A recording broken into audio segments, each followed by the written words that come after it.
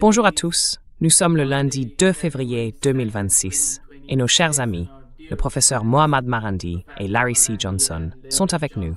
Bon retour parmi nous. Salut, je suis content d'être avec mes deux préférés, l'homme de Virginie et l'homme du Brésil. Dommage que nous n'ayons pas d'Iraniens avec nous.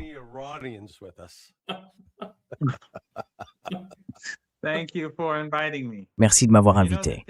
Mais vous savez, la question que je me pose est, quel est le lien entre la guerre, les émeutes, l'insurrection armée et le voyage de Nima al-Khorshid en Iran? Oui, il faut bien se poser la question.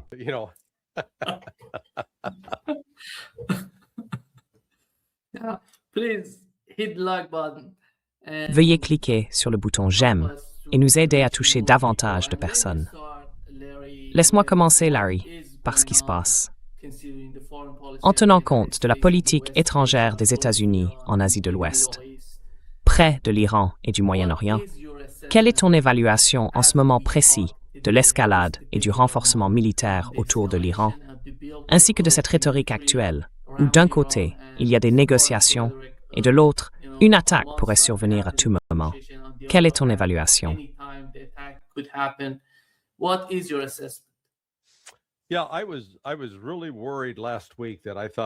Oui, j'étais vraiment inquiet la semaine dernière.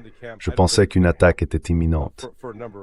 Mais maintenant, je fais partie de ceux qui pensent que cela ne va pas arriver, pour plusieurs raisons. Commençons donc par la soi-disant Armada.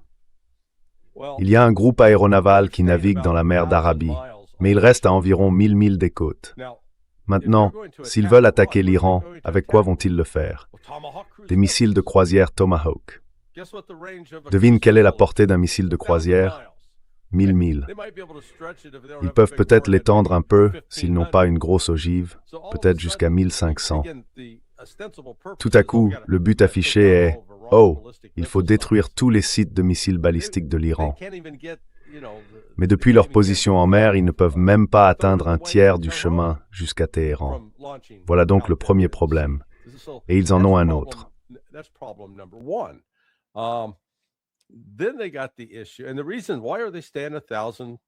Et la raison, pourquoi reste-t-il à 1000 milles au large?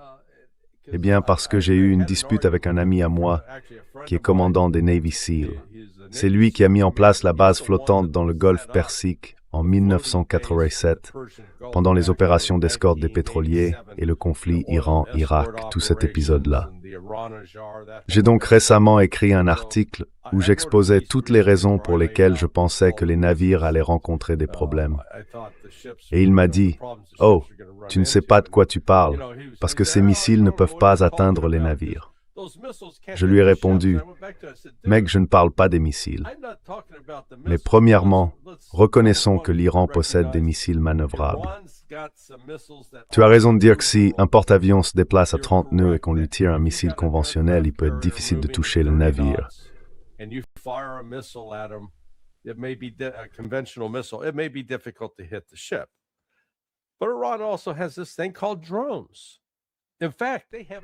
Mais l'Iran dispose aussi de ce qu'on appelle des drones. En fait, selon des sources ouvertes, il en possède au moins 4 ou 5, capables de parcourir plus de 1000 kilomètres. Ils ont donc des drones qui peuvent réellement aller jusque-là. Et les drones sont manœuvrables, ils ne sont pas statiques. Et puis, quand on commence à détailler comment l'Iran pourrait attaquer, si je conseillais les Iraniens, je m'assurerais que chaque navire de la flottille américaine soit touché par au moins une centaine de drones. Ils devraient les repousser, car ces destroyers et croiseurs lance-missiles sont équipés de ce qu'on appelle des cellules de système de lancement vertical. Imaginez cela comme ma tasse de café. On la pose sur le pont du navire, puis on y charge des missiles.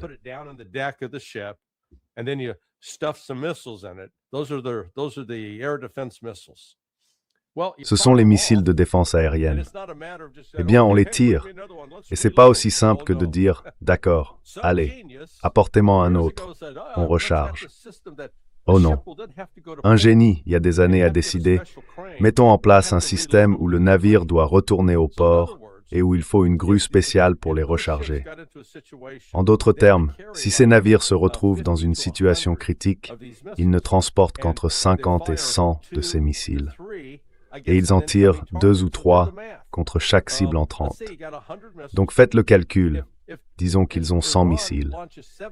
Si l'Iran lance 75 drones contre un seul navire, il lui manquera environ 30 missiles antiaériens. Autrement dit, s'il y avait une véritable confrontation, elle ne durerait pas longtemps.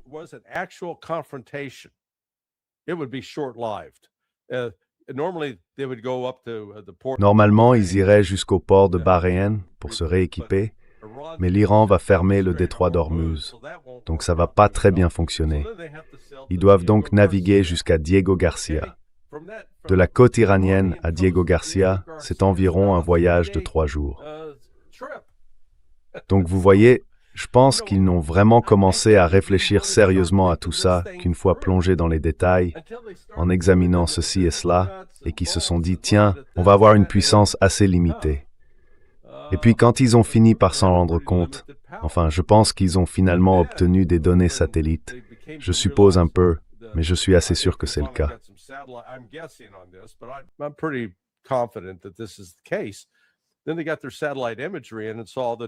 Ensuite, ils ont obtenu leurs images satellites et ont vu les différents systèmes de défense aérienne que l'Iran possède désormais. Des systèmes qu'ils n'avaient pas le 13 juin 2025. Ajoutez au fait que les Chinois, et ils le publient en source ouverte, montrent avec leurs satellites. Regardez où se trouvent tous ces systèmes de défense aérienne américains. Ce sont des cibles faciles, car ils ne bougent pas. Ils sont fixes, et l'Iran peut les détruire. Et je pense que cela, combiné au fait que l'Iran s'est montré très vocal, eh bien je ne pense pas que c'était du bluff. Ils ont essentiellement dit, écoutez, nous n'allons pas vous laisser nous infliger une frappe symbolique. Si vous faites cela, nous détruirons toutes vos bases et nous anéantirons Israël au passage. Et nous ne nous arrêterons pas tant que votre menace ne sera pas éliminée. Maintenant, ils l'ont fait. Je pense que c'était pour plusieurs raisons.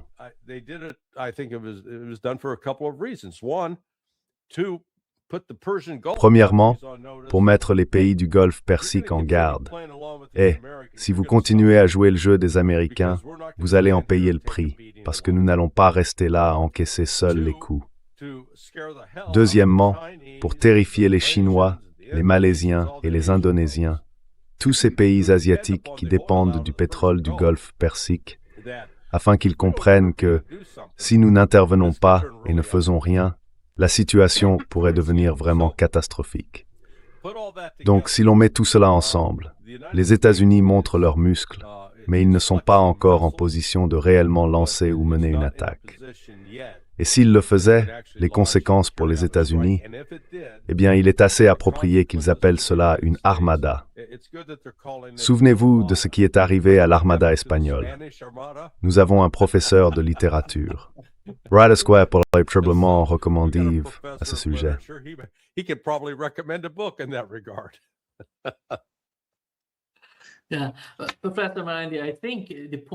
Professeur Marandi, je pense que les points soulevés par Larry sont importants, car une partie de l'argumentation concerne la manière dont l'Iran réagirait face aux États-Unis. Mais il ne s'agit pas uniquement des États-Unis. Il s'agit de la région, de la sécurité de la région. Quelles sont les principales préoccupations du point de vue iranien?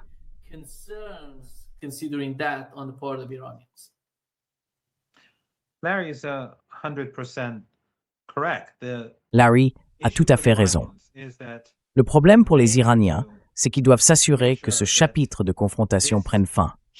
Les Américains, Trump en particulier, voulaient, d'après ce que j'ai compris, mener une sorte de frappe symbolique et que l'Iran y réponde de manière équivalente ou l'accepte. Mais les Iraniens ont dit non. Si vous attaquez, c'est la guerre totale. La raison est double. D'abord, parce que c'est une agression, un acte de guerre. Ensuite, l'Iran affirme que même une frappe limitée signifierait que les États-Unis, dans 3 ou 6 mois, pourraient trouver un prétexte pour recommencer à armer des mercenaires à l'intérieur du pays et provoquer un acte terroriste. And create some sort of terror act, and then Western media and Et ensuite, les médias occidentaux, les groupes de réflexion et les commentateurs passeraient à la télévision pour dire qu'ils assassinent des manifestants pacifiques. Puis encore une fois, ils viendraient menacer l'Iran et nous aurions la même situation qui se répéterait. Cette menace constante empêcherait l'Iran de fonctionner normalement. Cette fois-ci, les Iraniens disent que trop, c'est trop. Et Larry a tout à fait raison. Les capacités iraniennes en matière de missiles contre les Israéliens sont à mon avis très impressionnantes. Je pense que tout le monde a été impressionné. Mais en réalité, les véritables capacités de l'Iran ne sont pas dirigées contre Israël. C'est en quelque sorte un spectacle secondaire. L'Iran dispose de puissants moyens pour frapper Israël durement. Le régime.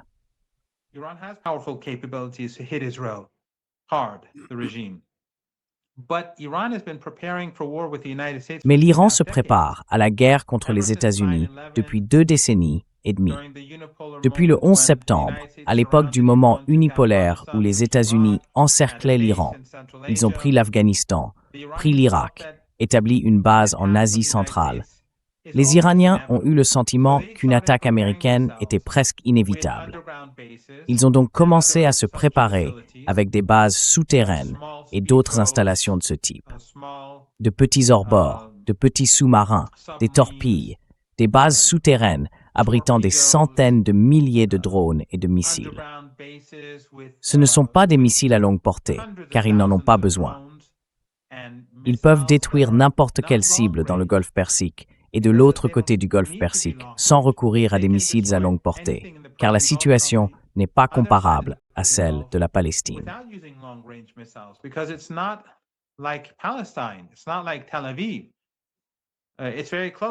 Ce n'est pas comme Tel Aviv, c'est tout près.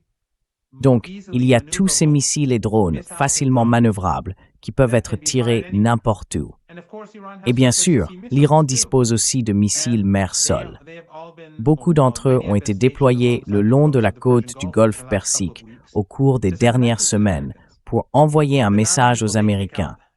Non seulement ils détruiront les bases américaines et attaqueront leurs navires, mais toutes les installations pétrolières et gazières, les pétroliers, tout, seraient anéantis. L'argument avancé par les Iraniens est que tous ces petits pays de la région du Golfe Persique abritent des bases américaines et sont donc complices. Et pendant que nous parlons, ces bases sont utilisées.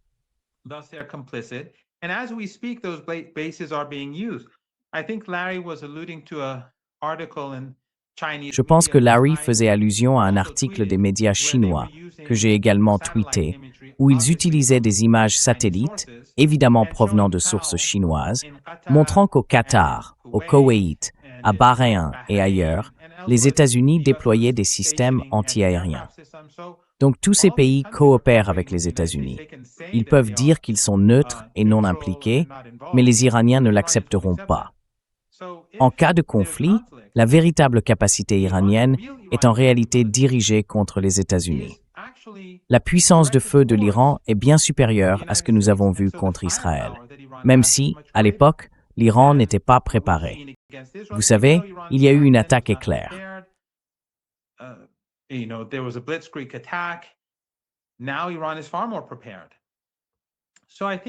Aujourd'hui, l'Iran est bien mieux préparé. Donc je pense que cela ferait chuter l'économie mondiale et Trump en est conscient. Maintenant, je ne dis pas qu'il n'y aura pas de guerre, parce que c'est Trump. S'il s'agissait d'un gouvernement normal, je dirais que les chances de guerre seraient nulles. Mais Trump est quelqu'un d'imprévisible et il est entouré de partisans d'Israël avant tout. Et vous savez, certaines personnes disent que les dossiers Epstein pourraient avoir un impact. Je ne sais pas, mais c'est possible. Certains disent que cela crée une plus grande incitation à une frappe.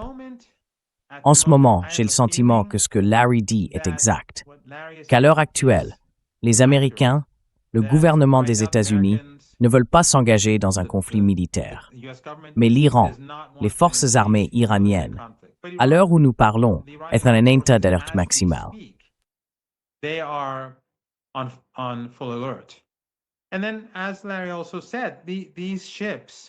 Et puis, comme Larry l'a également dit, ces navires, comme nous l'avons vu au Yémen, ont une capacité d'autodéfense très limitée. Ce que les forces armées yéménites et Ansarullah, que les États-Unis et les gouvernements occidentaux aiment appeler les Houthis, et que les médias occidentaux appellent aussi les Houthis, feraient, c'est tirer des drones et des missiles sur ces navires. Les navires devraient alors tirer en permanence des systèmes de défense anti-missiles et anti-drones très coûteux, et une fois ces systèmes épuisés, ils devraient se retirer. C'est donc très onéreux. Cela ne veut pas dire pour autant que nous n'aurons pas de conflit militaire. Mais une chose que j'aimerais ajouter ici, et je le dis parce que je reçois parfois des retours de certaines personnes, c'est que j'ai tweeté, et dans mes interviews, j'ai affirmé que le Qatar sera détruit et que le régime s'effondrera.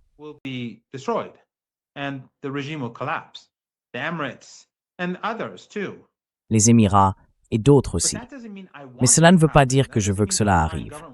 Cela ne veut pas dire que le gouvernement iranien veut que cela arrive.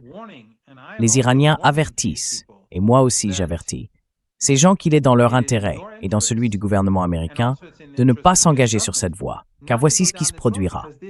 Ce que veut l'Iran, c'est la paix. L'Iran veut exporter, importer, faire des affaires, commercer. Mais l'Iran ne permettra pas que des gouvernements de la région du Golfe Persique ou du Caucase comme Aliyev conspirent contre lui tout en prétendant être amis pendant que l'Iran en subit les conséquences et pas eux. Cette fois-ci, l'Iran ne tolérera rien.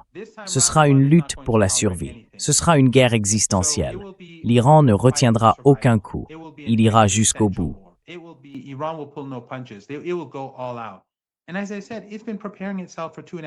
Et comme je l'ai dit, ça fait 2 décennies et demie qu'il se prépare. La force de l'Iran réside dans ses drones et ses missiles. Et il en possède une quantité inépuisable. On parle de 2000, mais en réalité, ils en ont des dizaines de milliers capables de frapper Israël. Et ils disposent de centaines de milliers de drones et de missiles capables de tout détruire dans le Golfe Persique. Ils se préparent depuis des décennies. Et puis, il y a l'élément supplémentaire du Yémen, du Hezbollah et aussi de l'Irak. Il faut garder à l'esprit que lors des récentes élections en Irak, où la participation a été importante, les alliés de l'Iran ont remporté la victoire. Et des groupes irakiens affirment que s'il y a une guerre contre l'Iran, ils combattront. Il y a seulement quelques nuits ou quelques jours, nous avons vu des images d'une ville souterraine de missiles en Irak.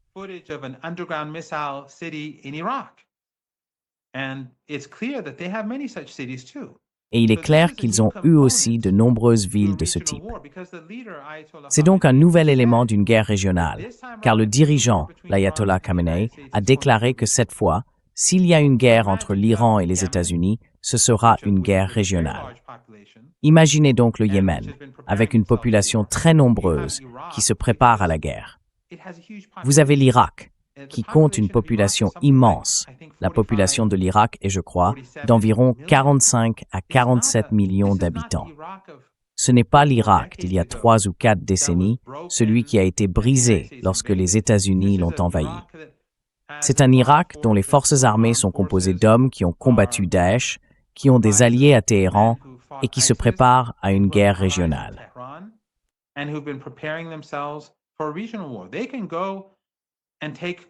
Ils peuvent aller prendre le Koweït, ils peuvent entrer en Arabie Saoudite, ils peuvent détruire les bases américaines en Irak, ils peuvent détruire les bases américaines en Syrie, ils peuvent tirer eux-mêmes des missiles sur le régime israélien, ils peuvent lancer des drones. Ainsi, l'équilibre des forces a changé dans toute la région. Encore une fois, cela ne signifie pas que l'Iran cherche la guerre. L'Iran recherche la paix dans la région du Golfe Persique, pour que la région du Golfe Persique prospère. L'Iran veut la paix et souhaite que les pays du Golfe Persique reconnaissent que leur véritable adversaire est Israël. L'Iran aimerait que les États-Unis reconnaissent que leur véritable adversaire est le sionisme.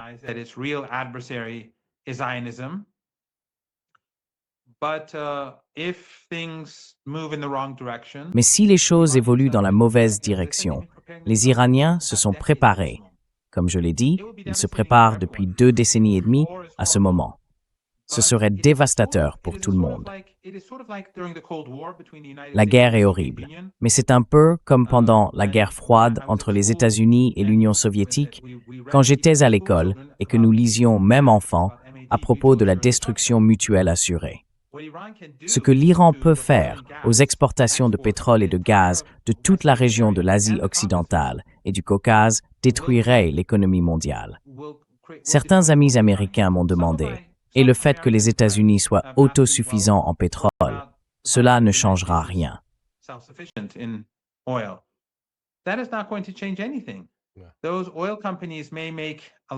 Ces compagnies pétrolières pourront peut-être gagner beaucoup d'argent pendant quelques semaines, mais les usines, les consommateurs, les entreprises verront leurs coûts exploser et cela fera chuter l'économie américaine. Ensuite, les prix du pétrole s'effondreront eux aussi, car lorsque l'économie s'effondre, non seulement aux États-Unis mais ailleurs, la consommation de pétrole s'effondre également.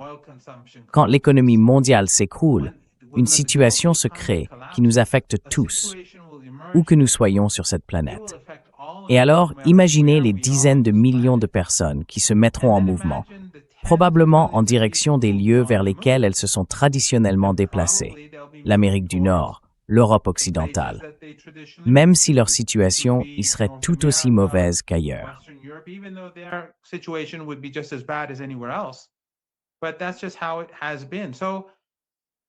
Mais c'est simplement ainsi que les choses se sont passées.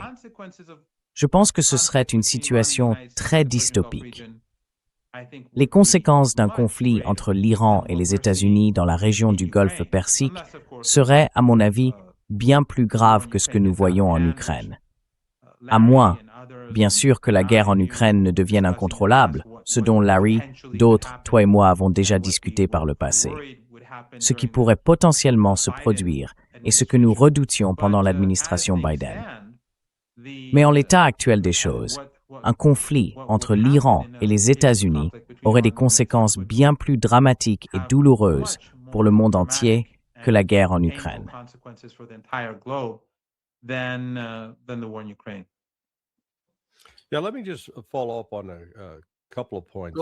Oui, permettez-moi simplement de revenir sur quelques points que le professeur a soulevés.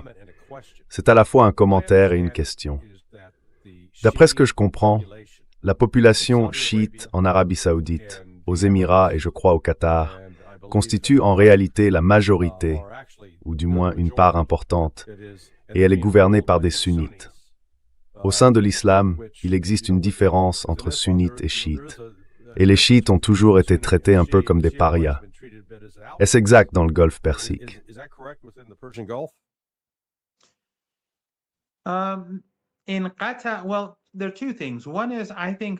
Au Qatar, il y a deux choses. La première, c'est qu'après Gaza, ces divisions qui ont été encouragées et promues par le Qatar et par les régimes riches en pétrole et en gaz de la région du Golfe Persique existent depuis la Révolution.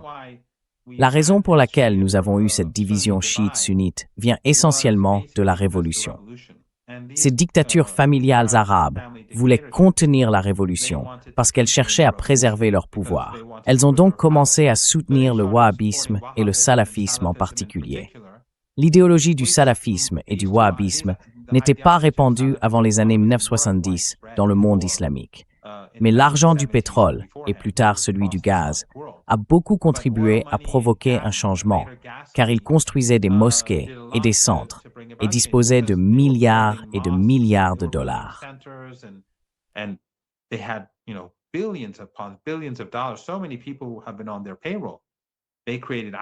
Tellement de gens ont été sur leur liste de paie.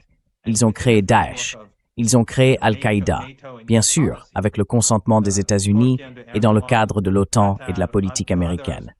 La Turquie sous Erdogan, le Qatar, les autres. Ils ont tous travaillé et collaboré avec les États-Unis. Mais je pense que depuis environ 2 ans, il est devenu très clair que l'état d'esprit change. De plus, la question arabo-persane, c'est quelque chose qu'ils ont cherché à exploiter dans les années 1980 lorsque Saddam Hussein a envahi l'Iran.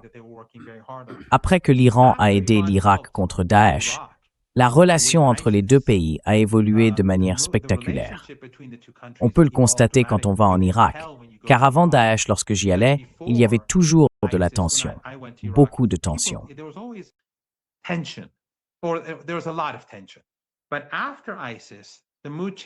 Mais après Daesh, l'atmosphère a changé radicalement. Je ne dis pas que les relations entre les gens sont devenues utopiques, mais elles sont très amicales. Il y a beaucoup d'Iraniens et d'Irakiens qui se marient. Il y a davantage de mariages mixtes et ce genre de choses. Donc soudainement, les relations arabo-persanes ou arabo-non-arabes, car l'Iran est composé de différents groupes, je veux dire Marandi signifie originaire de Marand, qui est une ville azérie. Les relations entre Iraniens et Arabes évoluent. Et c'est la même chose pour la question chiite-sunnite. Beaucoup de gens commencent à voir à travers cette division artificielle. Et de nombreux sunnites à travers le monde islamique se rangent désormais du côté de l'Iran.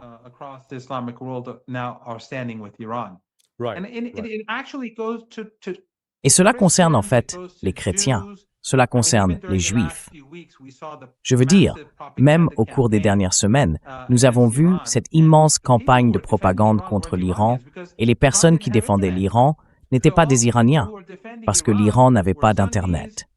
Donc, toutes les personnes qui défendaient l'Iran étaient des sunnites, des chrétiens, des juifs, des amis communs à nous, et même des gens que nous ne connaissons pas. L'état d'esprit a donc changé.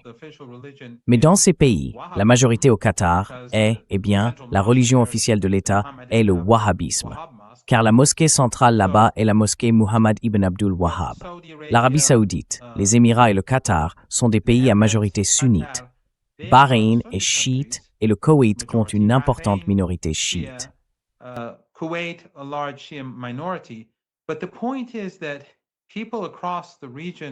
Mais le fait est que les gens dans toute la région et au-delà, j'ai des amis aux Émirats qui, lorsqu'ils quittent le pays, me disent que même les Émiratis sont très mécontents de ce que l'État fait avec Israël. Donc la situation actuelle n'est pas celle d'il y a 4 ou 5 ans, quand Al Jazeera, Al Arabiya, Sky News arabique et toute cette immense campagne médiatique divisait la région dans l'intérêt des États-Unis également. Je pense donc que s'il y a une guerre, aucun de ces régimes ne tiendra. D'abord, le Qatar compte quoi? 350 000 habitants. Et les travailleurs étrangers et domestiques, une sorte d'esclaves, se comptent par millions. C'est la même chose aux Émirats, peut-être 1 million d'Émiratis, et je ne sais pas, 8 ou 9 millions de travailleurs et de domestiques.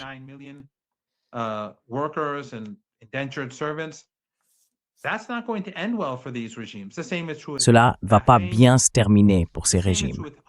Il en va de même pour Bahreïn et il en va de même pour la République d'Azerbaïdjan. Les populations là-bas ne sont pas satisfaites de cette alliance avec le régime israélien. Le rôle qu'Aliyev a joué pendant la guerre de 12 jours n'est pas quelque chose que les Iraniens vont oublier. Et dans la République d'Azerbaïdjan, nombreux sont ceux qui sont très proches de l'Iran. Encore une fois, j'espère qu'il n'y aura pas de guerre, et je ne veux pas être mal compris. L'Iran ne cherche pas la guerre. J'ai combattu pendant la guerre, j'y ai perdu des amis, j'ai été blessé à plusieurs reprises, j'ai été touché par balles, j'ai une blessure due à un éclat d'obus, j'ai survécu à 2 attaques chimiques. Je n'aime pas la guerre. J'ai vu la guerre au Liban, en Syrie et en Irak également. Mais le fait est que les États-Unis sont confrontés à une situation qu'ils ne pourront pas contrôler.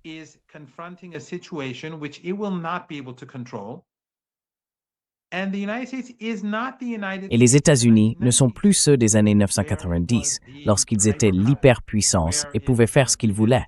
Cela n'existe plus. Regardez les marchés en ce moment, à quel point ils sont instables. Regardez la situation intérieure aux États-Unis. Ce ne sont pas de bonnes nouvelles pour Trump. L'espoir donc, c'est qu'en étant très clair sur ce qu'ils feront, c'est l'espoir à Téhéran. Cela aidera les personnes plus raisonnables à prendre le dessus dans le débat à Washington. Parce que les partisans d'Israël, évidemment, leur priorité n'est pas les États-Unis. Leur priorité, ce sont les intérêts israéliens. Mais l'Iran devra emprunter cette voie. Et le dirigeant l'a dit dans son discours d'hier. Il a été très explicite. Il a dit aux États-Unis que s'il y a une guerre, elle ne sera pas entre vous et nous. Ce sera une guerre régionale.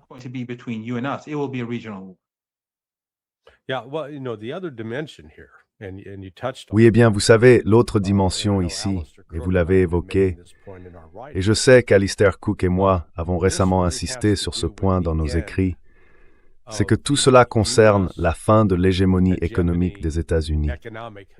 En d'autres termes, au cours des 3 dernières semaines, nous avons assisté à une volatilité extraordinaire sur les marchés de l'or et de l'argent, en particulier celui de l'argent. Et ce qui se passe ici, c'est une bataille entre le papier, les gens qui vendent des actions, et vous pouvez parier que le prix de l'argent va monter, vous pariez qu'il va baisser. Mais au final, tout se résume à votre capacité réelle. Pouvez-vous livrer l'argent?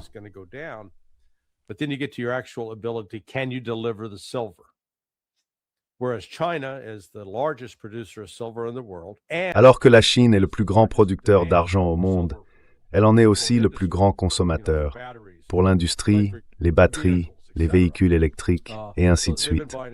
Ils en achètent donc massivement. Et ce qui se passe sur le marché international n'a tout simplement pas de sens, car le prix de l'argent est tombé, disons, à $80 aux États-Unis, tandis qu'à Shanghai, on achetait et vendait l'argent autour de $120. Cela fait un écart de $40, et c'est ce qu'on appelle l'arbitrage. Quelqu'un pourrait aller à New York, acheter l'argent, l'emmener en Chine, le vendre là-bas, et environ $40 de bénéfices par once.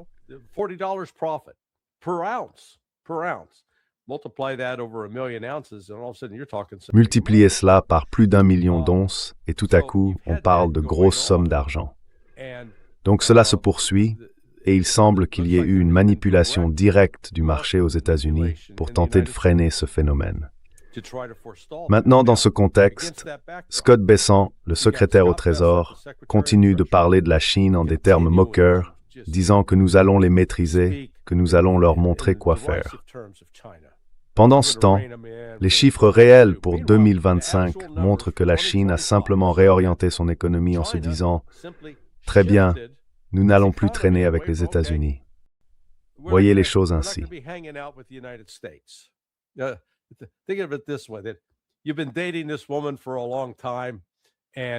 Tu sors avec cette femme depuis longtemps et tu te dis, tu sais, qu'il n'y a aucun moyen qu'elle puisse vivre sans toi. Puis tu commences à lui imposer des exigences, à essayer de la contrôler, voire de la punir. Et tout à coup, elle sort, tu sais, avec Elon Musk ou quelque chose comme ça, eh bien, elle n'est plus avec toi. C'est ce qui se passe avec la Chine. L'économie chinoise a en fait connu une croissance malgré une baisse de 14 ou 15% du commerce avec les États-Unis. Ce que fait la Chine, c'est diversifier son économie avec la Russie et avec l'Iran désormais membre des BRICS, ainsi qu'avec les autres nations des BRICS. Ils ne sont plus disposés à être pris en otage par le dollar américain.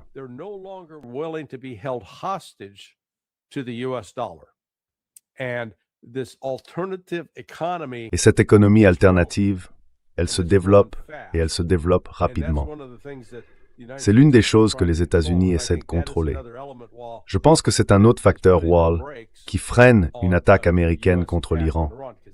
Parce que s'ils attaquent l'Iran, on a déjà vu le prix du pétrole et du Brent passer de 60 à 70 $. S'ils attaquent, le prix du pétrole va encore augmenter. Le prix de l'or remontera. L'argent aussi. Cela va provoquer une perturbation majeure sur les marchés internationaux. Et comme l'a justement fait remarquer le professeur Mohammad Mahandi, Trump n'obtient pas vraiment de bons résultats ici aux États-Unis.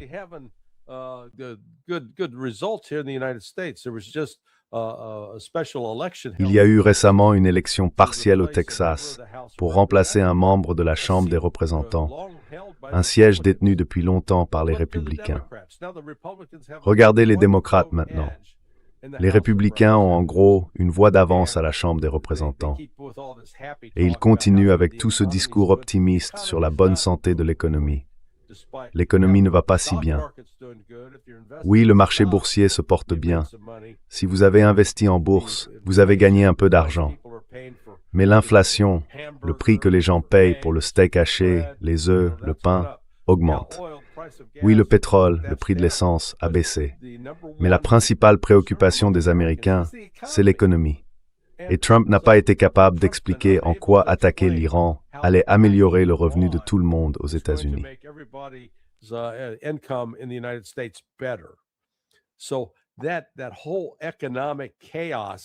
Donc tout ce chaos économique qui plane là-dehors est un autre, je dirais, heureusement, un effet d'atténuation parce que les autres pays du Golfe, sur lesquels Trump compte pour investir des milliers de milliards aux États-Unis, je pense qu'ils viennent le voir en disant « Si tu fais ça, tu ne pourras plus compter sur notre argent ». Donc c'est une période très dangereuse. Et l'autre aspect qui joue en faveur de l'Iran, c'est le soutien de la Russie et de la Chine.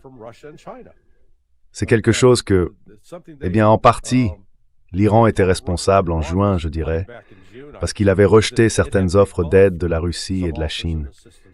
C'était plutôt du genre « Mère, s'il te plaît, je préfère le faire moi-même ». Et ensuite, ils ont compris, d'accord, ils ont appris qu'on s'en sort avec un peu d'aide de ses amis, n'est-ce pas?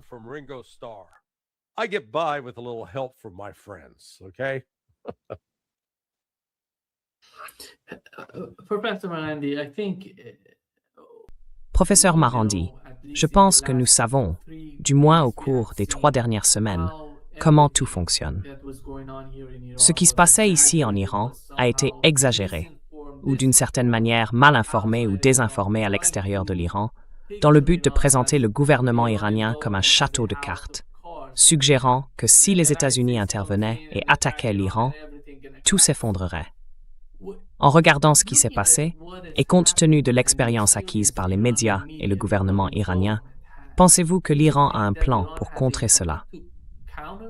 Car, comme l'a dit le ministre iranien des Affaires étrangères dans son entretien sur CNN, certaines personnes essayent de tromper et d'induire en erreur l'administration Trump en lui faisant croire qu'elle peut intervenir et que tout s'écroulera. Quelle est votre évaluation? Quels sont les défis auxquels le gouvernement est actuellement confronté dans cette direction?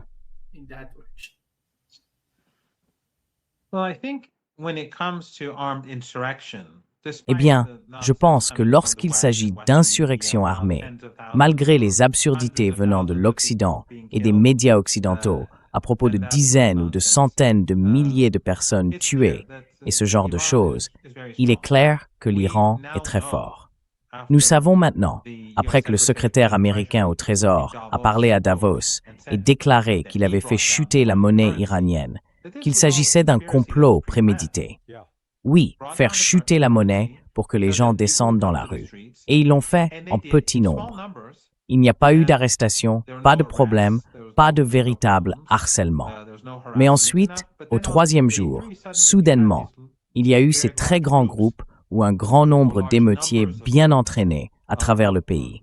Ils incendiaient des bâtiments, des banques, des mosquées ou des écoles, tous en utilisant la même méthode.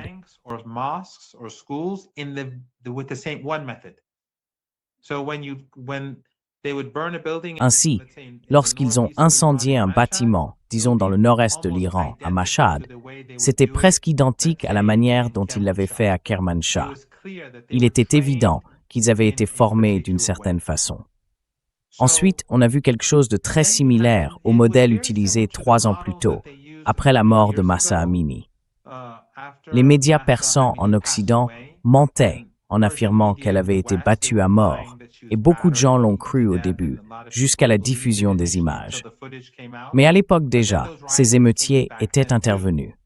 C'était le même modèle, sauf que cette fois, c'était bien plus professionnel, bien plus vaste et bien mieux préparé.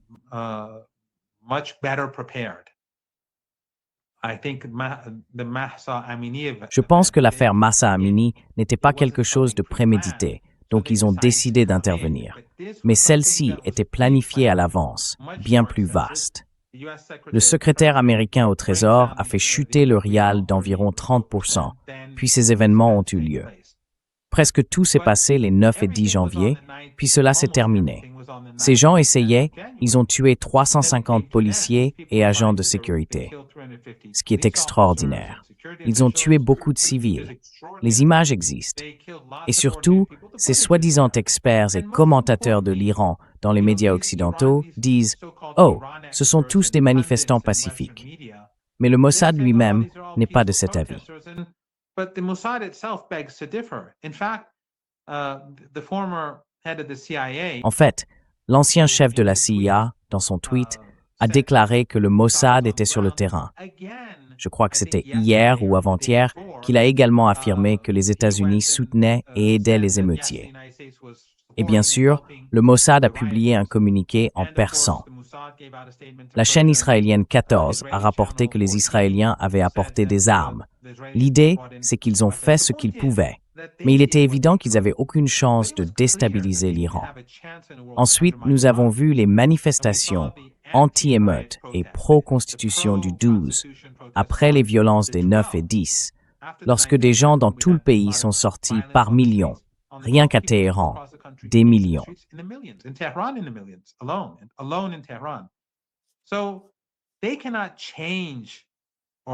Ainsi, ils ne peuvent pas changer ni saper l'État. Leur objectif était de créer un environnement dans lequel, afin de, vous savez, justifier ou disons légitimer une attaque contre l'Iran, même si elle ne serait ni justifiée ni légitime, elle paraîtrait telle aux yeux des Américains ordinaires. Ce qu'ils faisaient, en somme, c'était préparer le terrain pour une offensive américaine contre l'Iran. Mais je pense que les États-Unis ont été surpris, ou que ces agences de renseignement ont été surprises par la rapidité avec laquelle les Iraniens ont mis fin à tout cela. Cela tenait en grande partie à la coupure d'Internet. De plus, les capacités d'Elon Musk ont été facilement neutralisées. Et les forces de sécurité iraniennes utilisaient des drones en permanence. Elles suivaient ces personnes, puis sont allées arrêter tous les meneurs.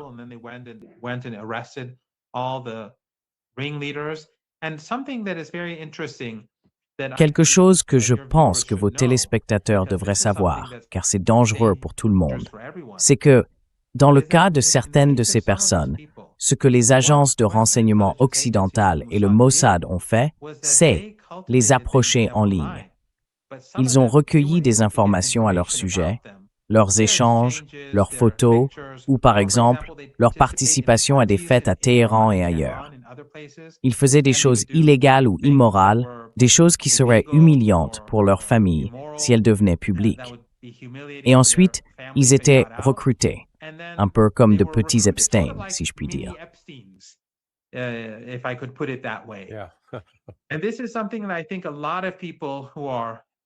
Et c'est quelque chose dont, à mon avis, beaucoup de personnes aujourd'hui politiquement actives, pro-palestiniennes, anti-guerre, pro-vénézuéliennes, peu importe, devraient se méfier, car leurs téléphones portables sont désormais des armes.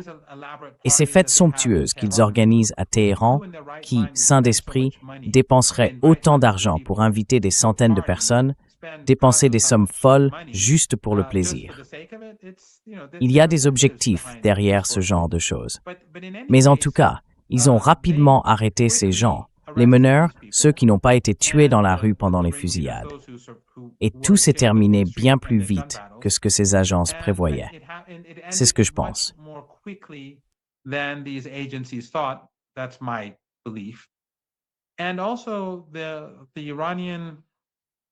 Et aussi, la manière dont les Iraniens ont affirmé avec force la façon dont ils réagiraient à une frappe américaine, en disant « non, non, non, même si c'est une frappe symbolique, nous irons vers une guerre totale ». Je pense que cela a peut-être surpris les Américains, ainsi que d'autres. Et je pense que la déclaration de l'ayatollah Khamenei hier, à propos d'une guerre régionale, puis, pour la première fois, la découverte d'une base de missiles souterraines en Irak, des images diffusées, publiées, mises en ligne sur Internet. Tout cela, à mon avis, a créé un environnement dans lequel ce complot n'a pas réussi à atteindre son objectif. Pas un changement de régime, cela n'a jamais été une possibilité, mais provoquer une guerre entre l'Iran et les États-Unis.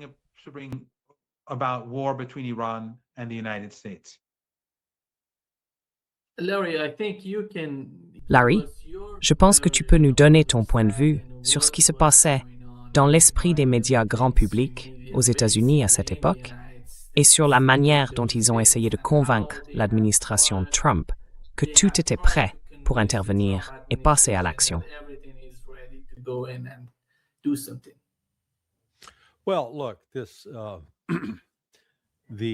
Eh bien écoutez, le discours anti-iranien occupe une place centrale dans la conscience américaine depuis 1980.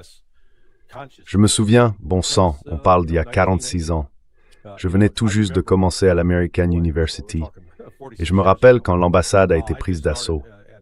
La façon dont on présentait les choses, c'était, vous savez, nous sommes de grands Américains, nous essayons toujours d'aider les gens et voilà que ces Iraniens ingrats attaquent nos compatriotes. Et je l'admets, je passais en voiture sur Massachusetts Avenue. L'ambassade d'Iran se trouve du côté est de la rue et juste en face se trouve l'ambassade britannique. En fait, les ambassades d'Iran et d'Afrique du Sud étaient voisines. Donc oui, je l'avoue, je passais en criant et en hurlant devant l'ambassade d'Iran.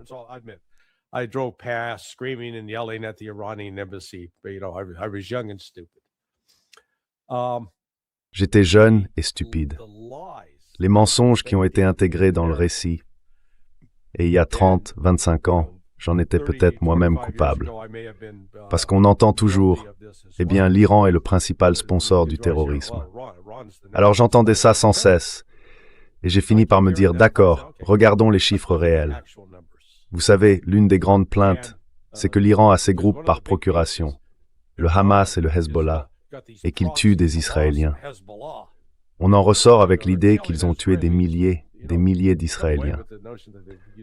Alors j'ai demandé, je suis allé sur l'un des moteurs de recherche d'IA, et j'en ai interrogé quelques-uns, combien d'Israéliens ont été tués depuis 1992, puisque c'est à ce moment-là que le Hezbollah est apparu, et je crois qu'en 87, le Hamas est apparu.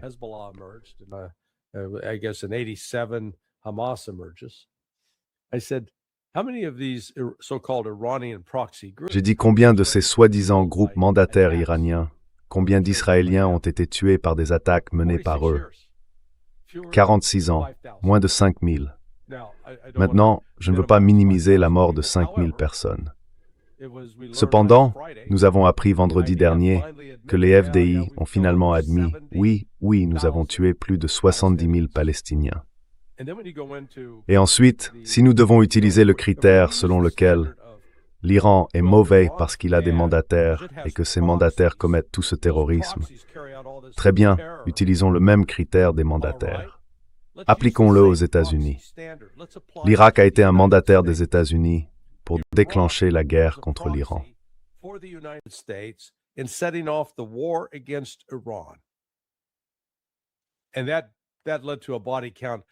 Et cela a conduit à un nombre de morts d'au moins 500 000.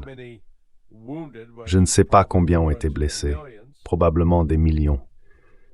Donc les chiffres ne tiennent même pas la route. Je veux dire, si l'on utilise le critère selon lequel, eh bien, ils soutiennent des groupes intermédiaires et ces groupes font de mauvaises choses, les États-Unis n'ont aucun argument valable à cet égard. Et pourtant, les médias, malheureusement, sont de plus en plus sous le contrôle de, vous savez, 5 ou 6 grandes entreprises. Il n'y a donc aucun moyen, dans les médias traditionnels, d'essayer même de présenter l'autre version de l'histoire. Personne ne veut l'entendre. Mais vous savez, c'est pour ça que je fais ce que je fais. J'essaie de diffuser la véritable histoire afin que nous puissions examiner les faits réels.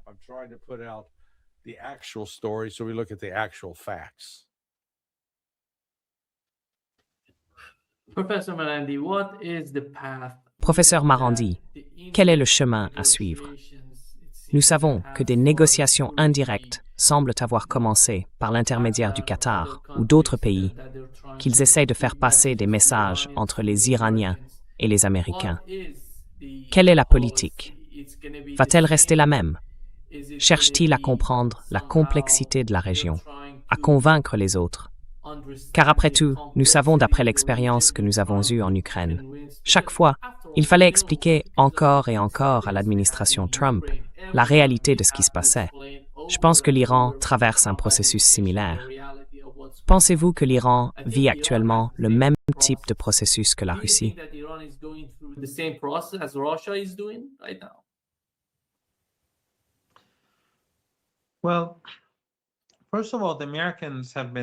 Eh bien, tout d'abord, les Américains ont envoyé de nombreux messages à l'Iran par différents moyens et par l'intermédiaire de divers pays. Beaucoup de pays de la région du Golfe Persique, et évidemment la Turquie, sont très inquiets, car ils se sentent très vulnérables. Les pays du Golfe Persique pour des raisons évidentes, mais la Turquie se sent également très vulnérable, car Erdogan, en détruisant la Syrie, a essentiellement éliminé le pays puissant qui se trouvait entre la Turquie et le régime israélien. Et maintenant, nous voyons comment les Israéliens bombardent les systèmes de missiles antiaériens turcs et harcèlent les alliés de la Turquie en Syrie. Ils se sentent donc vulnérables. Les pays, comme je l'ai dit, de la région du Golfe Persique se sentent tous plus que vulnérables, surtout après ce que les Israéliens ont fait au Qatar.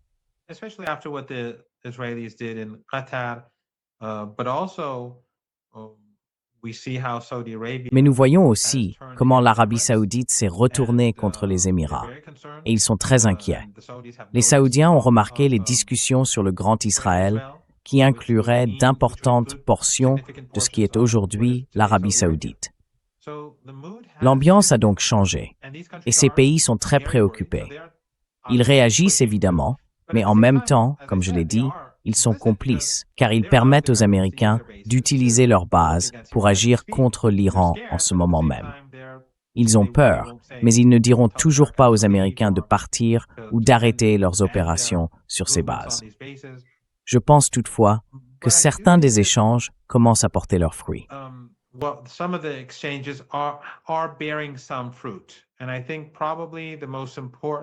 Je pense que le voyage le plus important a probablement été, je suppose ici, puisque je n'ai pas accès à des informations confidentielles, celui du Dr Larijani, le président du Conseil suprême de sécurité nationale à Moscou. C'était sans doute l'événement le plus marquant. Le ministre des Affaires étrangères s'est également rendu en Turquie, ce qui était probablement significatif. Mais je pense que le voyage du Dr Larijani à Moscou a été déterminant. D'après ce que je comprends, et cela rejoint ce que disait Larry au début, nous en sommes arrivés à un point où il estime que la situation s'est apaisée, du moins pour le moment. Bien sûr, on ne peut jamais en être certain. Peut-être qu'un conflit militaire éclatera ce soir. Personne ne le sait. Mais je pense que Larry a probablement raison. Et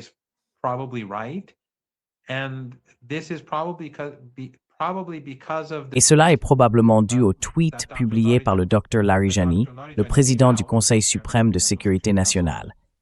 Il a déclaré, je ne me souviens plus de la formulation exacte en persan, quelque chose comme « les discussions ou le cadre des négociations progressent ». En d'autres termes, pour l'instant, nous négocions sur la manière de négocier.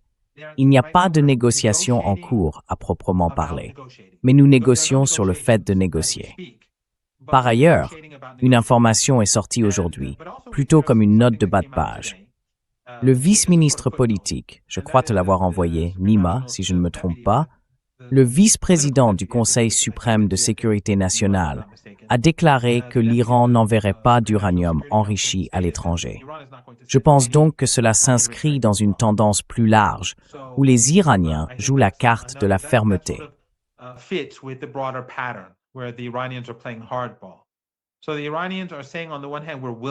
Les Iraniens disent donc, d'un côté, qu'ils sont prêts à négocier sur le programme nucléaire, comme ils l'ont fait auparavant, mais pas selon les conditions que certains à Washington pourraient espérer.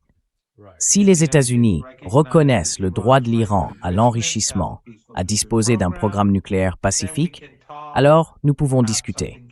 Peut-être qu'un accord est possible. Mais vous savez, mettre de côté la question de l'enrichissement, c'est hors de question. La déclaration faite par le vice-président du Conseil suprême de sécurité nationale, à mon avis, le confirme. Et bien sûr, l'Iran ne va pas négocier ses alliances avec le Hamas, le Hezbollah ou Ansarullah, ni avec les Irakiens ou le djihad islamique palestinien, ni quoi que ce soit de ce genre. Pas plus qu'il ne négociera son programme de missiles, pour des raisons évidentes. program for obvious reasons.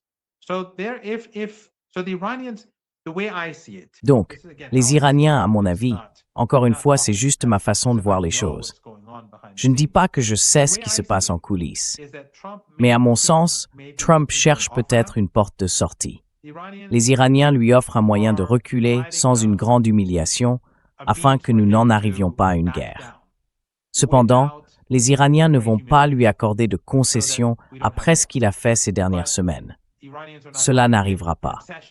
Néanmoins, ils peuvent discuter, ils peuvent dire certaines choses, et lui peut faire des déclarations. Souvenez-vous simplement de ce qui s'est passé au Yémen.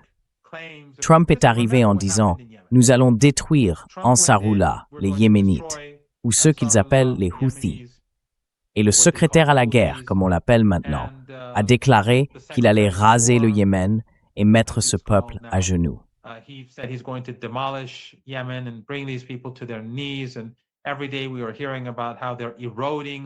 Et chaque jour, on entendait dire qu'ils étaient en train d'éroder les capacités d'Ansarullah.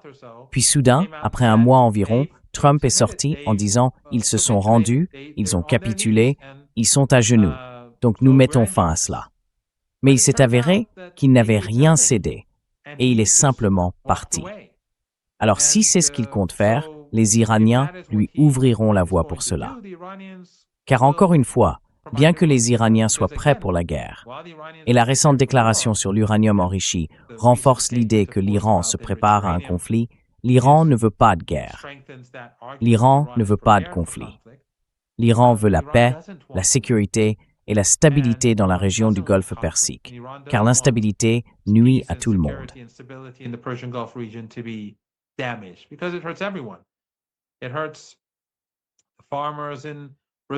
Cela nuit aux agriculteurs au Brésil.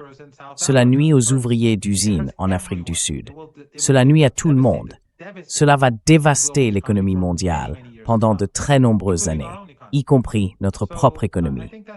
Donc, je suppose que c'est là où nous en sommes, sur cette route très compliquée, où nous discutons de la manière de discuter, ou négocions sur la manière de négocier. Et les Iraniens essayent peut-être d'ouvrir une voie pour que Trump puisse se retirer sans provoquer trop de problèmes. Cela ne veut pas dire que cela va fonctionner, et cela ne veut pas dire que Trump ne finira pas par attaquer. Encore une fois, il est entouré de partisans d'Israël avant tout. Les États-Unis, vous savez, on le voit à la Chambre, au Sénat, ce sont des partisans d'Israël avant tout.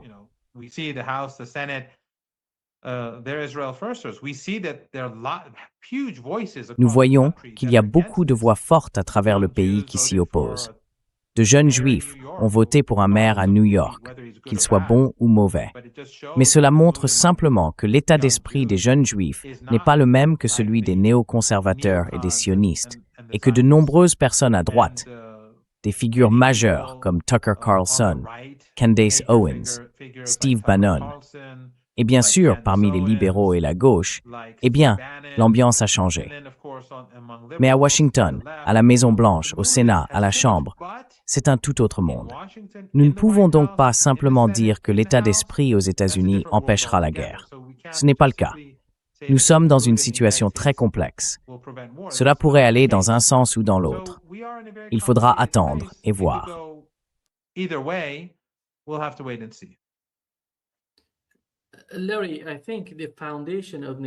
Larry, je pense que la base des négociations, comme l'a dit le ministre iranien des Affaires étrangères dans son interview sur CNN, serait une focalisation sur les armes et les bombes nucléaires. L'Iran est prêt à négocier à ce sujet et à donner des garanties pour cette négociation. Je ne sais pas comment cela sera perçu par l'administration Trump. Sont-ils vraiment intéressés à conclure un véritable accord, pas seulement un faux, une histoire qu'ils essaient d'imposer?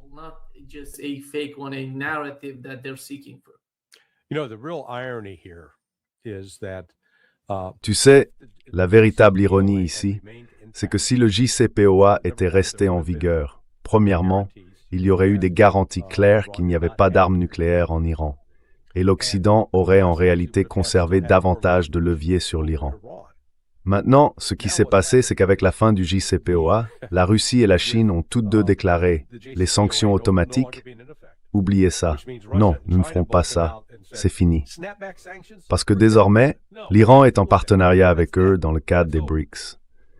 Donc je pense qu'il y a un accord possible. Et les grandes lignes de cet accord sont assez simples.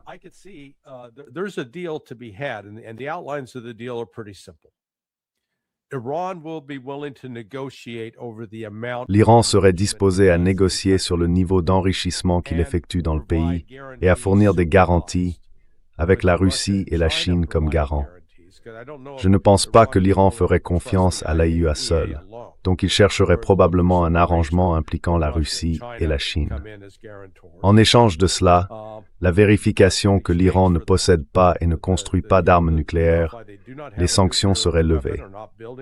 En dehors de cela, je ne vois pas l'Iran accepter de conclure un accord, et il ne devrait pas. Je veux dire, il peut simplement continuer et dire « Eh bien, nous allons faire les choses à notre manière ».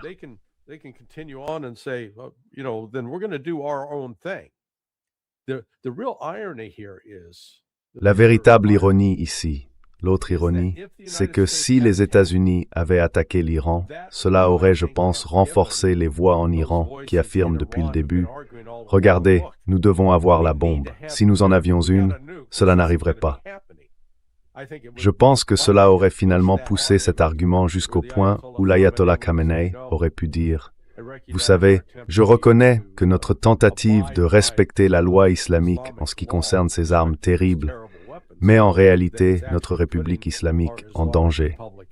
Parce qu'on ne voit pas l'Occident faire ce genre de choses à la Corée du Nord en ce moment. Ils ont l'arme prête à tirer et peuvent riposter, donc tout le monde les laisse tranquilles. »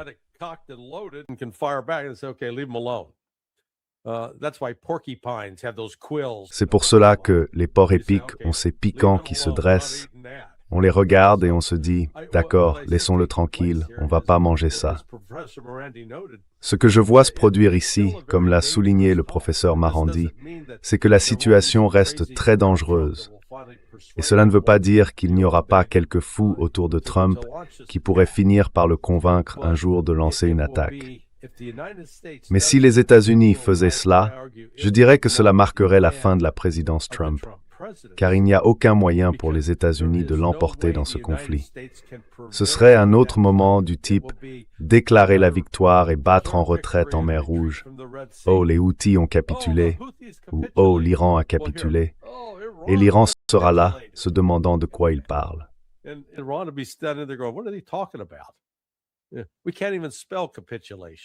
On ne sait même pas épeler capitulation, d'accord? Voilà donc le rôle que jouent la Russie et la Chine en coulisses. Et maintenant, avec l'Arabie saoudite, je pense que l'Iran se trouve dans une position diplomatique bien plus forte.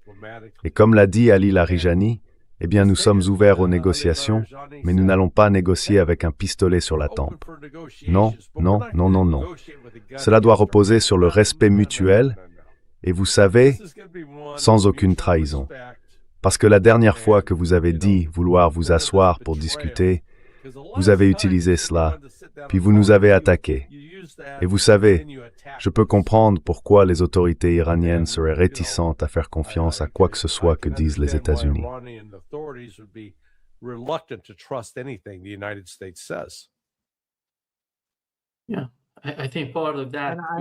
Oui, je pense qu'en partie.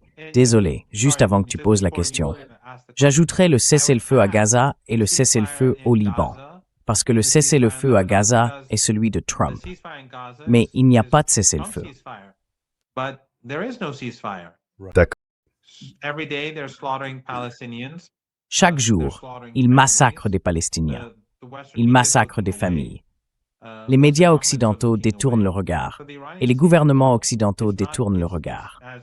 Alors les Iraniens voient bien que, ce n'est pas, comme l'a dit Larry, la guerre de 12 jours. Pendant que nous négocions, ils complotaient contre le pays. Mais aussi à Gaza, le régime de Netanyahou franchit cette soi-disant ligne rouge. Il tue des gens chaque jour. Au Liban, il tue des gens chaque jour. Ce gouvernement, à Washington, ce gouvernement des États-Unis ne peut tout simplement pas être digne de confiance pour l'Iran. Ainsi, la raison pour laquelle ils ont des négociations pour des négociations, c'est qu'ils doivent d'abord déterminer comment négocier, afin de parvenir en fin de compte à un accord dont ils croient qu'il sera réellement appliqué, en tenant compte de tous ces éléments.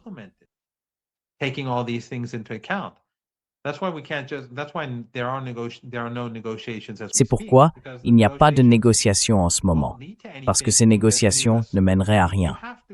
Pour parvenir à un accord, il faut un certain niveau de confiance. Le JCPOA en était un autre exemple, où l'Iran a fait beaucoup de concessions. En réalité, si l'Iran doit renégocier son programme nucléaire avec les États-Unis, à mon avis, l'Iran ne permettra pas que cela ressemble au JCPOA. L'Iran exigera un accord bien meilleur. Lorsque nous avons signé le JCPOA, et j'étais conseiller en communication pour le Dr Zarif et le Dr Bagheri pendant le gouvernement Rouhani, l'Iran a accordé bien trop de concessions, et cela s'est retourné contre lui.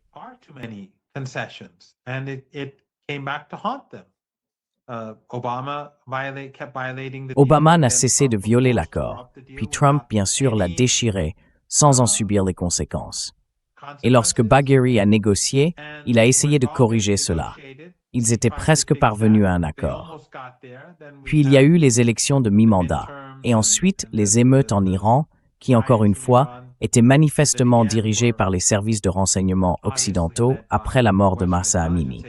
Et cela n'a pas abouti. Mais cette fois, je pense que les Iraniens vont s'attendre, exiger beaucoup plus, parce qu'ils regardent Gaza, ils regardent le Liban, ils regardent le JCPOA, ils regardent la guerre de 12 jours, et ils se disent, d'accord, et si nous parvenons à un accord, qui nous dit que vous n'allez pas nous bombarder ou nous trahir?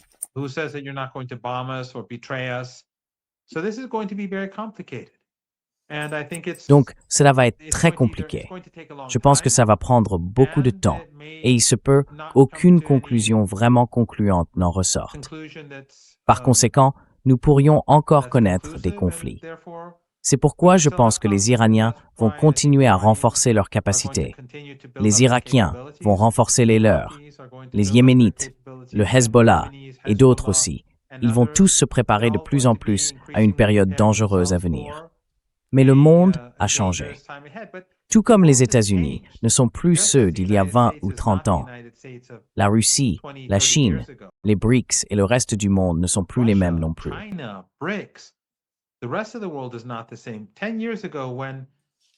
Il y a 10 ans, lorsque les États-Unis et l'Iran avaient conclu le JCPOA, l'Iran était un pays, et des pays comme la Chine et la Russie étaient en train d'émerger, ou de réémerger, disons, en tant que puissance, car la Chine et la Russie, bien sûr, ont déjà été très puissantes par le passé.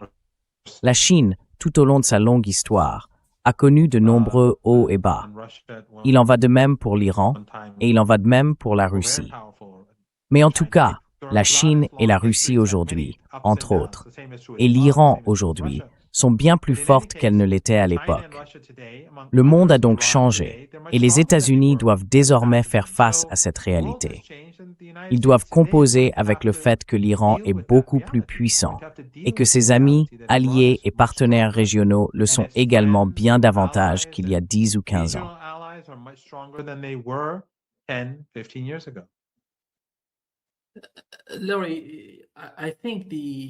Larry, je pense que la question de la construction de la confiance entre l'Iran et les États-Unis est très difficile.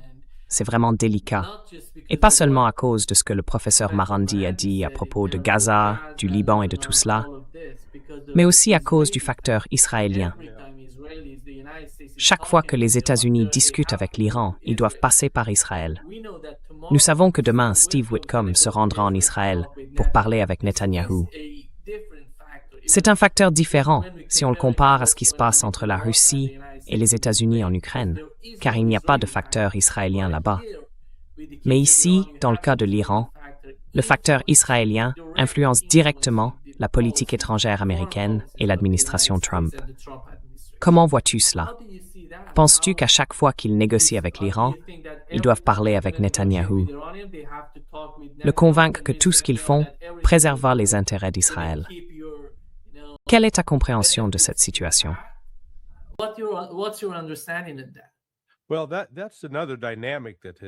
Eh bien, c'est une autre dynamique qui a réellement commencé à se manifester aux États-Unis. Le contrôle d'Israël sur la politique étrangère américaine commence à s'affaiblir, ou du moins, cela devient désormais une question politique. En termes crus, certaines personnes disent « Nous en avons assez de laisser les Juifs nous dire quoi faire. Nous en avons assez que ce soit Israël d'abord, au lieu de l'Amérique d'abord. » Et il y a un nombre croissant de personnes sur tout l'éventail politique qui partagent ce sentiment. Autrefois, c'était presque un réflexe. Il faut soutenir Israël. Ma génération, comme je l'ai appelée, a grandi avec le film Exodus, avec Paul Newman, et cela a en quelque sorte créé tout un récit que les gens pensaient devoir adopter. Nous nous en éloignons maintenant. Et à cela s'ajoute toute l'affaire Jeffrey Epstein, parce qu'en gros, on a affaire à un groupe de pédophiles liés à Israël.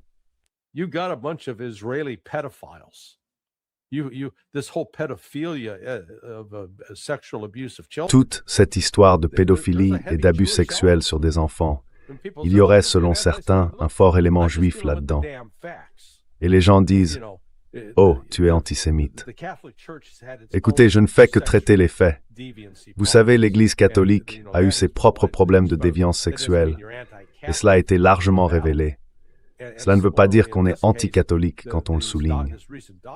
De la même manière, dans ce cas, un document récent montre clairement qu'Epstein agissait comme un agent de renseignement pour le Mossad. L'un des documents publiés mentionnait Alan Dershowitz, l'avocat d'Epstein, disant à un procureur « Écoutez, il est lié à la fois aux services de renseignement israéliens et américains. » Donc évidemment. Et cela commence aussi à se confirmer. Je veux dire, reconnaissons-le, tu disais qu'il n'y avait pas d'éléments juifs dans la guerre en Ukraine. Regarde qui est allé négocier avec Vladimir Poutine. Look who went to negotiate with Vladimir Putin. Steve Witkoff, Jewish.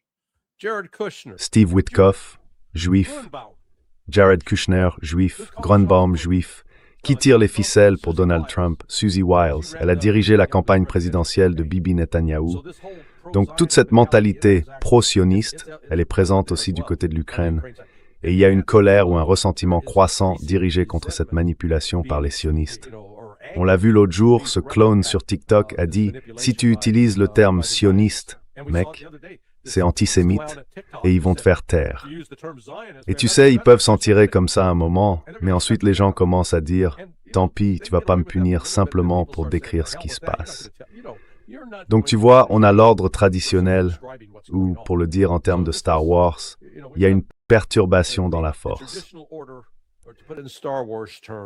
There's a disturbance in the force. Professeur Marandi, vos derniers commentaires avant que nous concluions.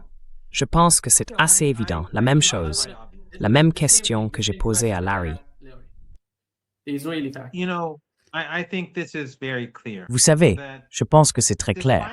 Malgré l'histoire entre l'Iran et les États-Unis, une histoire qui commence vraiment en 1953 avec le coup d'État, lorsque le gouvernement iranien a été renversé et qu'un shah brutal a été installé, un homme qui se comportait essentiellement comme ces despotes arabes du Golfe Persique, dépensant toute leur richesse pétrolière, a acheté des babioles et à prétendre qu'ils faisaient des progrès. Et aucun d'entre eux ne produit vraiment quoi que ce soit de grande valeur, même aujourd'hui. Puis il y a eu la Révolution et la prise de l'ambassade elle-même, qui a traumatisé de nombreux Américains. Ses racines se trouvent dans le fait que les États-Unis ont offert refuge au Shah.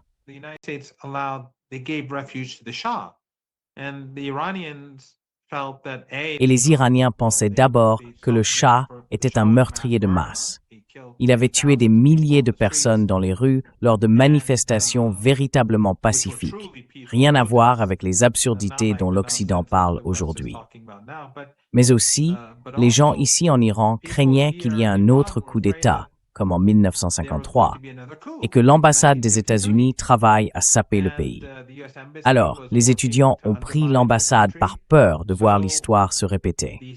Et bien sûr, ensuite, ils ont vu les documents et ont compris ce que faisait l'ambassade. Il y a donc eu un traumatisme pour les Américains, mais il y en a eu bien davantage pour les Iraniens.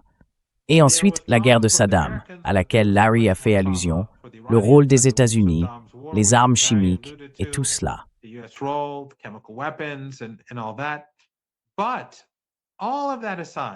Mais, cela mis à part, si hypothétiquement Israël n'existait pas aujourd'hui, les relations irano-américaines se normaliseraient en quelques mois. Et je veux dire, se normaliseraient tout comme entre l'Iran et la Russie. En fait, avant la chute de l'Union soviétique, la relation de l'Iran avec les soviétiques n'était pas bien meilleure qu'avec les États-Unis. Lors des rassemblements, ils disaient « mort à l'Union soviétique », tout comme ils disaient « mort aux États-Unis ». Et d'ailleurs, quand ils disent cela, ils ne parlent pas des Américains, ils parlent du régime impérial. Tout comme en Amérique latine, quand les gens disaient « Yankee, rentre chez toi », cela ne signifiait pas que les citoyens ordinaires devaient quitter leur pays.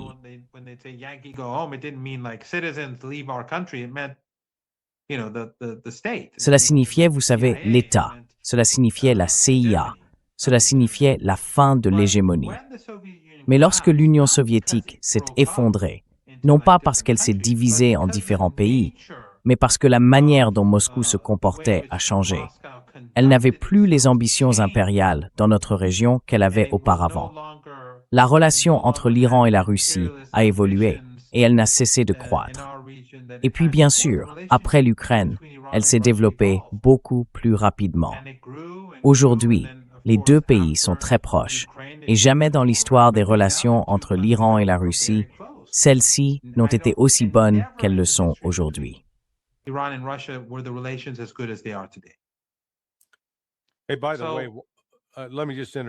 Et, au fait, laisse-moi juste t'interrompre.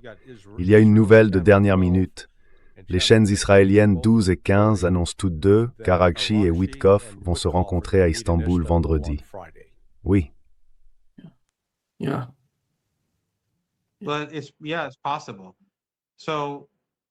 Oui, c'est possible. Mais le fait est que, s'il n'y avait pas l'existence d'Israël, je pense que la relation entre l'Iran et les États-Unis évoluerait très rapidement, comme la relation entre l'Iran et la Russie. C'est un fait. Comme Larry l'a souligné, les négociateurs, le principal négociateur de Trump est son gendre, un sioniste, Witkoff, un sioniste. Donc le problème des États-Unis et de Trump aussi, dans un sens plus large, c'est que la politique étrangère américaine est guidée par des sionistes. Et ce n'est pas seulement le régime israélien, c'est le sionisme. Tout comme l'ambassadeur des États-Unis auprès du régime israélien est un sioniste chrétien. Ces gens, leurs intérêts sont alignés sur ceux du régime israélien.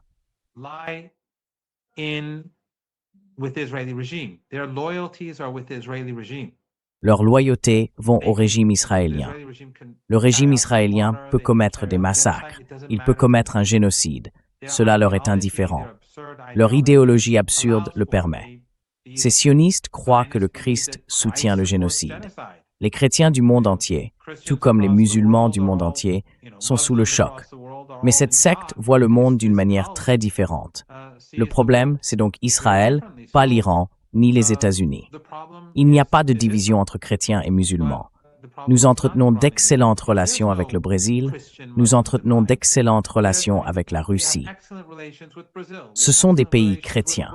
En réalité, plus la religiosité est forte dans les pays chrétiens, plus les Iraniens se sentent à l'aise avec ces pays. Cela ne fait aucun doute.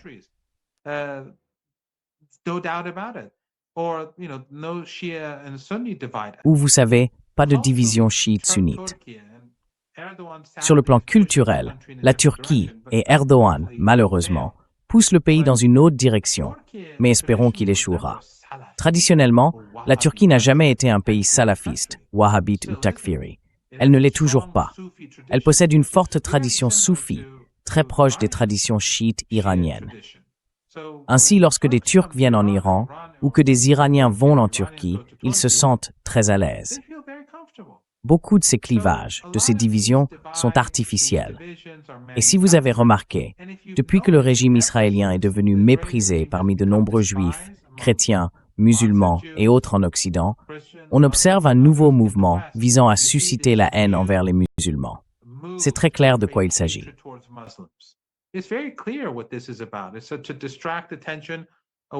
C'est pour détourner l'attention de ce qui se passe à Gaza.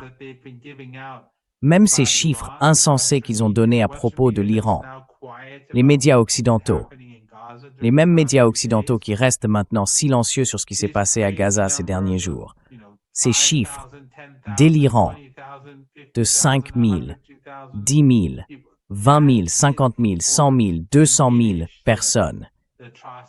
Tout cela vise à minimiser les atrocités commises à Gaza. Le régime israélien a reconnu 70 000. Dieu seul sait, maintenant qu'ils l'ont admis, quels sont les vrais chiffres. Ils se comptent probablement par centaines de milliers. Mais en tout cas, le problème fondamental entre l'Iran et les États-Unis, c'est cette force qui se dresse au milieu et empêche un véritable rapprochement. Et cette force, c'est le sionisme.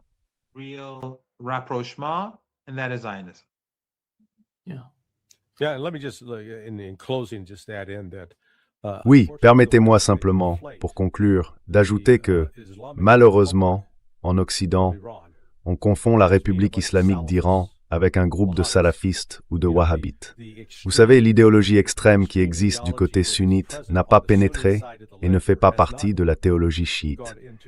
Et pourtant, en Occident, c'est constamment présenté ainsi, alors même qu'une grande partie de l'activité militaire de l'Iran en Syrie, depuis 2011 et 2012, était une réaction à ces groupes takfiri du camp sunnite, comme l'État islamique et Al-Qaïda, que les États-Unis prétendaient combattre.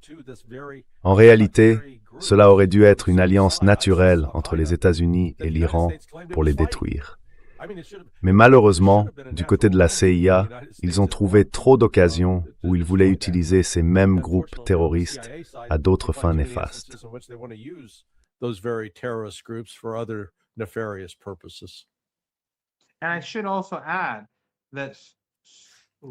Et je devrais également ajouter que le salafisme et le wahhabisme, ou cette idéologie takfiri issue du salafisme, ne font pas partie de la tradition sunnite. Tout cela a été encouragé par l'argent du pétrole et du gaz depuis la Révolution. Et même aujourd'hui, je soutiendrai très fermement que la majorité des sunnites rejettent cela, malgré tout l'argent en jeu. J'ai beaucoup d'amis au Pakistan qui, enfin, les plus âgés, diraient que lorsque nous étions jeunes, sunnites et chiites confondus, nous ne savions même pas si nous étions chiites ou sunnites. Par exemple, ils commémoraient tous l'Ashura, le martyre de l'imam Hussein. Tout le monde le faisait.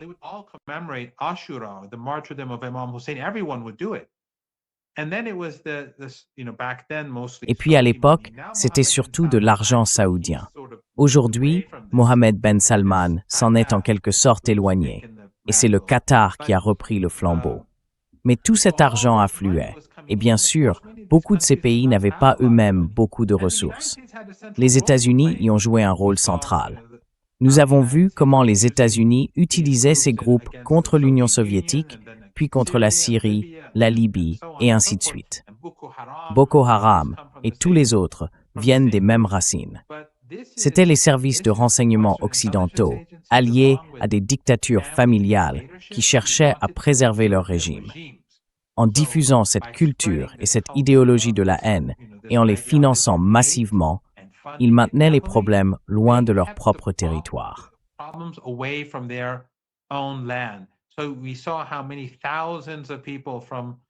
Nous avons donc vu combien de milliers de personnes, enfin, dans le passé. Encore une fois, les politiques de Mohammed Ben Salman sont différentes aujourd'hui. Mais par le passé, on voyait beaucoup de ces kamikazes, des gens qui faisaient exploser des civils ordinaires à Bagdad et dans d'autres villes. Ils venaient d'Arabie Saoudite. Ils exportaient donc leurs propres problèmes. Mais je pense qu'aujourd'hui, la plupart des gens à travers le monde, musulmans, chrétiens, juifs, hindous, enfin, je ne peux pas parler au nom de tout le monde en Inde, mais beaucoup de personnes issues de milieux religieux et culturels différents, y compris de nombreuses en Inde, prennent conscience de la manière dont la race, la religion et la secte sont utilisées par l'Empire.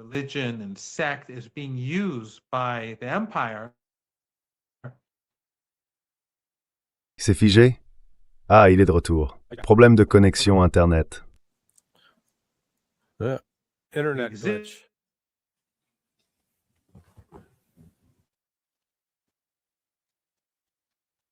Yeah, it seems that Yes. we have to Oui, on dirait qu'on doit le faire. Oui, le professeur Marandi est parti, on dirait. Larry, je ne sais pas s'il pourra revenir, mais merci beaucoup, Larry, d'avoir été avec nous aujourd'hui. Je te reparlerai plus tard. On se parle vendredi. Talk to All you right. later. Yeah, I'll talk to you on Friday. Je vais rester un peu et te dire quelque chose une fois que tu auras arrêté l'enregistrement. Ouais. D'accord. Yeah. Sure.